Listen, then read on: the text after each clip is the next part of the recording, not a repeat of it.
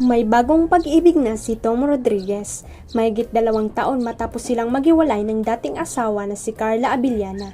Sa Fast Talk with Boy Abonda, inamin ni Tom na hindi rin naging madali ang mga nagdaang taon sa kanyang buhay matapos ang controversial breakup nila ni Carla. Matatanda ang nagpahinga muna sa showbiz at namalagi muna si Tom noon sa Amerika kasama ang kanyang pamilya. Gaano katindi ang iyak na pinagdaanan mo in the last 2 years? Tanong ng TV host na si Boy Abonda kay Tom. Alat sagot ng aktor.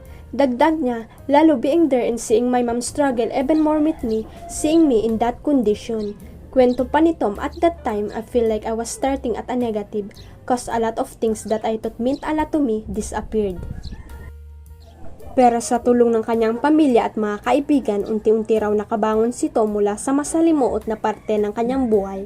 Anya, you realize in that lowest moment, you have a lot to be grateful pa rin pala, Tito Boy. You have a lot to be thankful for. If we can go through the darkest moment in our lives and find that our inner strength and that resilience at mahanap po yung lakas sa loob-loob mo na bumangon pa rin, I think that's something to be proud of. Ikwinento rin ni Tom na nakatagpo na siya ng bagong pag-ibig ngayon, pero di gaya ng dati gusto niya na munang isa-pribado ito. In the context of romantic love, in the last 2 years, how did you know that you could still fall in love? Muling tanong ni Boy kay Tom, if you had asked me just a few years ago, Tito Boy, I would have a very different answer. Tugon ng aktor. Paliwanag niya, pero like I said when I went through the healing process, that wasn't not in my mind, but I do believe that love doesn't find you when you're ready for it.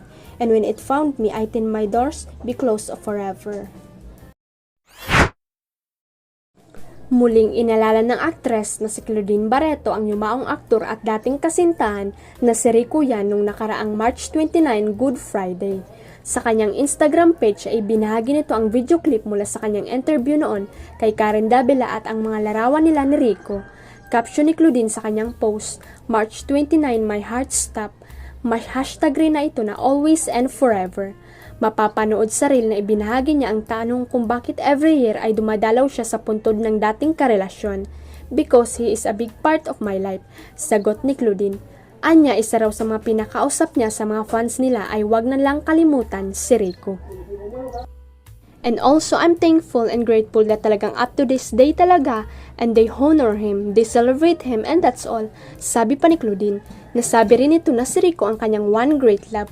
I realize I'm in your life. Sabi nila you just one great love, right? Sabi ni Claudine. Parang ganyan, so ako feeling ko, ang once upon a time talang talaga, pagpapatuloy pa niya.